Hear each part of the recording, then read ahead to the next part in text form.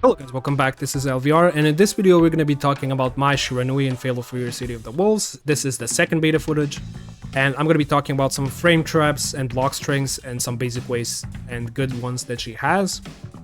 Some counter hit conversions that are also tied into the frame traps and block strings, and a few high damaging combos, and then at the end a small dash tech that is very specific to characters that have a dash instead of a traditional run, SNK run, right? So let's get right into it. For the purpose of this video, we will set Terry to block and then respond with his fastest normal, which is his crouching light jab.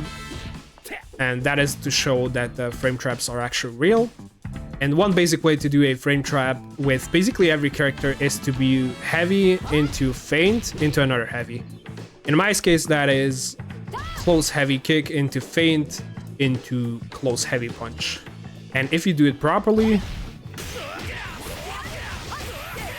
you can convert into a full combo, right? And that is the basic way to do a frame trap with basically every other character. Other ways to do frame traps with Mai include from her close light kick, which you can see is +3 in block. You can go into various frame traps with her. For example, close light kick into close heavy punch is a frame trap, and if they mash, since the close heavy punch is 2 hits, it's very easy to confirm into a special and go into a full combo after that. Another way is, I think this one might be a bit bugged because I'm going to explain the situation. So you do close light kick into crouching heavy punch, and usually this should be a counter hit because you catch them in the startup. But as you can see, this does not say counter hit on screen, even though it works. So I don't know what's happening here, but you have to time it properly, obviously. And I failed again. As you can see, it works. And the frame data is basically behind it. So I don't know why it's not a counter hit. I have no idea, but it's possible. Another way to do a frame trap is close light punch into far light.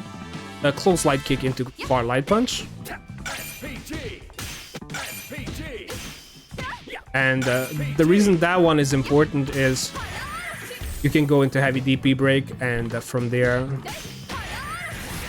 go into a full combo, right?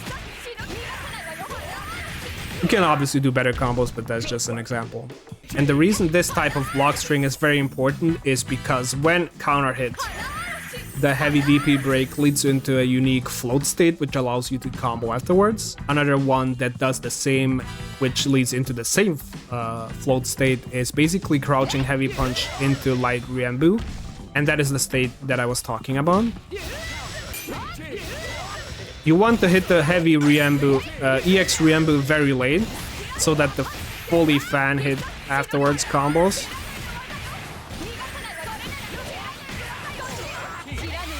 You get the gist.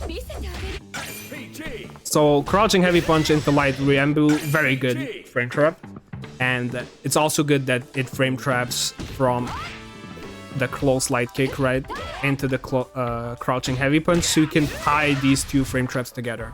And the final way to do a frame trap is with her EX quarter-cycle backwards with kicks, which is +2 on block. Obviously you have to be really cracked to get a combo with that, because you have to single hit confirm a crouching light into her EX Ryambu or whatever other special you decide.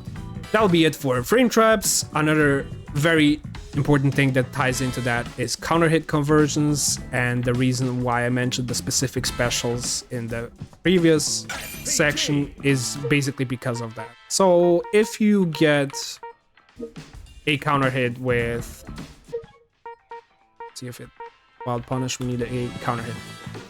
So if you get a counter hit with light Ryambu, you get this float state. A heavy DP break, same, with a specific other important part about that is if the enemy jumps at you with a button and you do heavy DP break, or I failed there, you get the same float state. And the reason why that's important is usually all her other end pairs are not great, so you kind of have to rely on that DP. And as you can see, it's really good because it converts into a full combo. And this is, by the way, one of the combos that I wanted to show off. Obviously from a normal that starts from the ground, but this is just the entire version of the same combo. It does decent damage for an entire. And that's one of the main important reasons why I said you should use the light string into this. And another important reason is because even if it's not a counter hit, you can still go into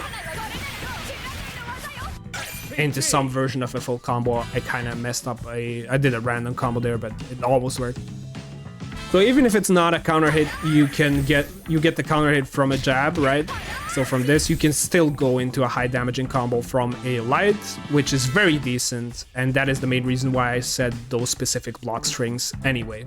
And another important reason which ties into her counter hit dive combo is the fact that you can do a air-to-air light jab into the dive, into the SPG attack for a simpler entire, and you can even do it from a back jump, right? You do it defensively, so you jump back, do a jumping light jab, and that is also another important part about her entire game, because her entire game from the ground is technically very weak. This button is not really good for entiring. This is good for preemptively catching jumps, but not when they're in the air. Except if at a specific angle where they jump from a very far spot, which doesn't close the gap anyway, you can use this as an entire. But usually you want to go for the heavy DP break, because it allows you to do a full combo afterwards. And you can choose to spend a lot of meter or choose to not spend anything at all and get this type of damage. Anyway, that's it for the buttons and the tech-specific stuff that I wanted to talk about, which is basically just frame traps, some block strings, and countering conversions. And now I have a couple of high-damaging combos, which are obviously going to start from a wild punish. And let me get to them.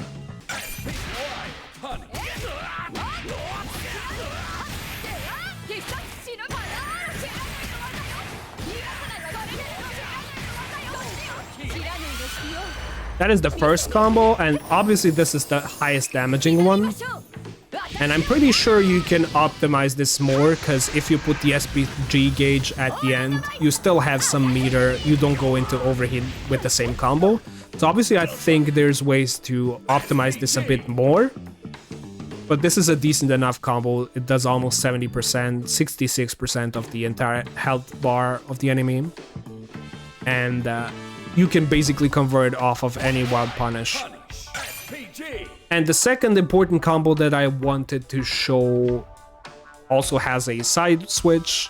The damage is a bit less than the other, but it's important to know that she has a very consistent combo that you can side switch with.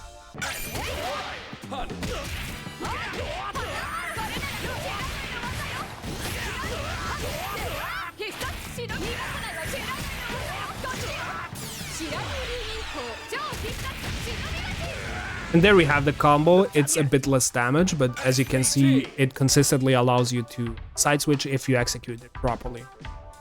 And that is the two basic combos that I wanted to show, which actually look pretty sick. She has a lot of combo variety, but it's still very early to tell how good the character is, in my opinion. I think she has some glaring issues, especially with some normals whiffing, in my opinion, but this is not the point of the video. I just wanted to share some tech. And the last piece of tech that I wanted to share is something universal to characters that have a dash instead of a run. So you might know that if you hold the SPG button, or rev guard, sorry, and tap forward, you can dash, and you don't have to tap forwards twice to dash.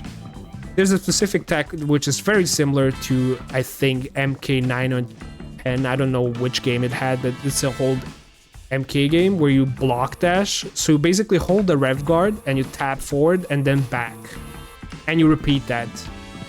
And what that does is, let me showcase just what it normally looks like. So if you try to dash repeatedly forwards, this is the speed that you can go at, right? And it's just me mashing forwards. Even if you do it with holding rev guard and mash it, this is the best you're gonna get. However, if you hold the rev guard and tap forward and backwards, you can see the dash becoming way more fast. And this is dash blocking. I think it was MK9, I don't know, or MK10. I don't remember because I didn't play those games, but I know about the tech. So you can basically just tap forward and backwards, and if you're lucky, you might even block shit while dashing like this. But this is way faster to dash up to the opponent, especially once you get a knockdown. Obviously, you gotta practice this because you can get back dashes as well. Because holding this is... It kind of requires a bit of practicing, very similar to when you're like playing Mishimas and trying to do electrics. Obviously, this is way easier, but this is something you gotta practice, especially on both sides, right? Because you're not gonna be on player one side all the time to do it, but it's very useful to know. I don't know if they're gonna keep this in the game, but it was in the first beta as well. So you can zoom across the screen. Anyway, this will be it for this video. If you have anything to add or ask, please feel free to do so in the comment section down below. And I'll see you in the next one. Peace.